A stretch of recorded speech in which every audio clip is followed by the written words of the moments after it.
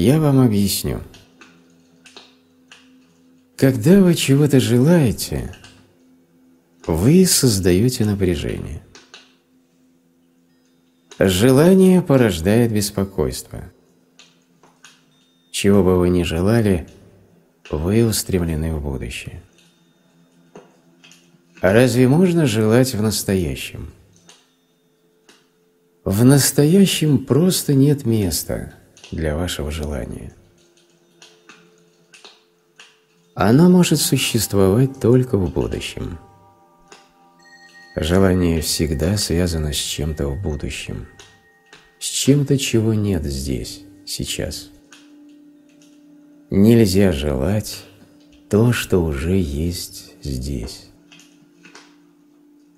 Вы можете наслаждаться этим, но не можете желать. Вы можете проживать это, можете танцевать это, но не можете желать. Поэтому все Будды говорят нам: освободитесь от желаний. Но проблема людей в том, что они понимают эти слова по-своему, словно им говорят: сделайте свободу от желаний своей целью. Мы все превращаем в цель. Подумайте о чем-нибудь, и ум тут же сведет это к цели. И возникает проблема немедленно. И ум начинает искать решение, как достичь этого, как получить то, как стать этим. Вы опять вступили на привычный путь. Вы снова упустили. Когда Будды говорят вам «отбросьте желание», они не пытаются поставить перед вами цель.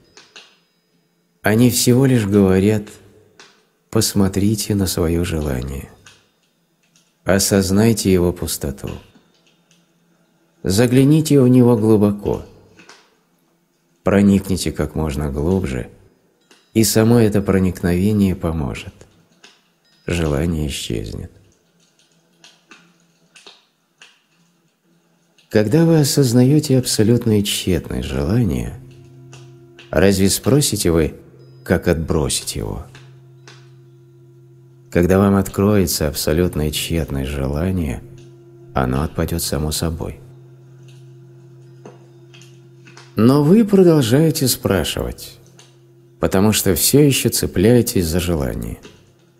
Вы все еще хотите его сохранить. Вы до сих пор думаете, что в нем что-то есть. Может, я что-то упускаю? Наверное, я плохо стараюсь. Возможно, я иду в неверном направлении. Но что-то должно быть. Вы все еще надеетесь. Если вы обратитесь к природе желания, то поймете, оно как горизонт. Оно появляется вдалеке, где-то там. Вы идете вперед, и оно перемещается вместе с вами. И когда вы доходите до той точки, в которой, как вам казалось, должны сойти с земли и неба, вы обнаруживаете, что это не так. А горизонт виден опять, на том же далеком расстоянии от вас. И горизонт продолжает двигаться вместе с вами. Расстояние между вами и горизонтом всегда остается одним и тем же. Просто посмотрите на желание, и вы поймете это. Медитируйте на желание, и это станет фактом. Это не теория желаний. У вас есть 10 тысяч рупий. Ум жаждет получить 20 тысяч. Ум говорит вам: пока у тебя не будет 20 тысяч рупий, ты не можешь жить счастливо. Это просто невозможно. Вы можете получить заветные 20 тысяч рупий. Вы убьете на это уйму времени и в один прекрасный день получите их. Но как только это произойдет, желание ваше зайдет еще дальше. Теперь вы захотите получить 40 тысяч рупий.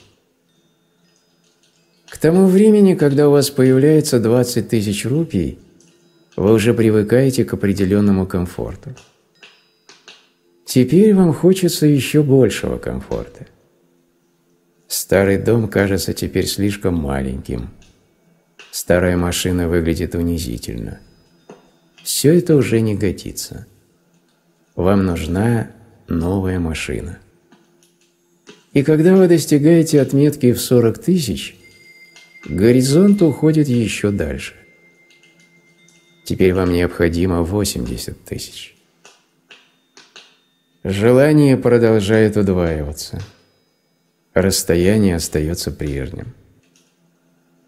Между желанием и его реализацией всегда остается одинаковое расстояние. Оно никогда не меняется, ни на дюйм. Император и бродяга находятся в одинаковом положении. Что касается расстояния между их желаниями и их реализацией, они плывут в одной лодке. И когда вы понимаете это, желание отпадает само по себе.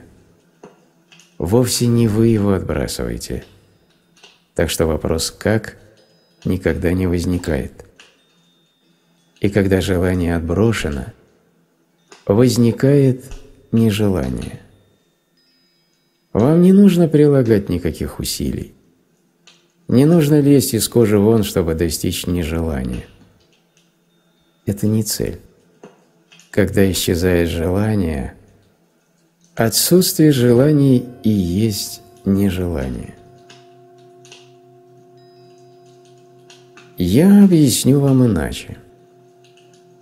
Обычно, когда вы слышите слово «нежелание», вы думаете, что оно противостоит желанию. Но это не так. Нежелание – это не противоположность желания. Нежелание – это просто отсутствие желания, но не противоположность. Только противоположность может стать целью. Но это не противоположность. Нельзя стремиться к нему как к цели. Любовь не противоположна ненависти. Если любовь противопоставляется ненависти, то ненависть продолжает расти в этой любви, и подземные воды враждебности продолжают свое бурное течение. Настоящая любовь не противоположна ненависти. Любовь Будды не противоположна ненависти. Его любовь – это просто отсутствие ненависти. Сострадание не противостоит гневу. Когда исчезает гнев, рождается сострадание. Не нужно бороться со страстями, чтобы дать жизнь состраданию. Когда страсти стихают, сострадание появляется само по себе. Сострадание в самой вашей природе. Нежелание уже внутри вашего существа. Когда все желания канули, и вы остались наедине с собой, в этом прекрасном уединении, чистом, кристально чистом уединении, обнаруживается нежелание. Нет ни малейшего следа желания. Цели нет, идти некуда. И тогда впервые вы начинаете жить настоящей жизнью. Впервые песня вырывается из вашего существа. Ее сладкая мелодия струится через все существование. Впервые вы способны праздновать. И это и называется просветлением.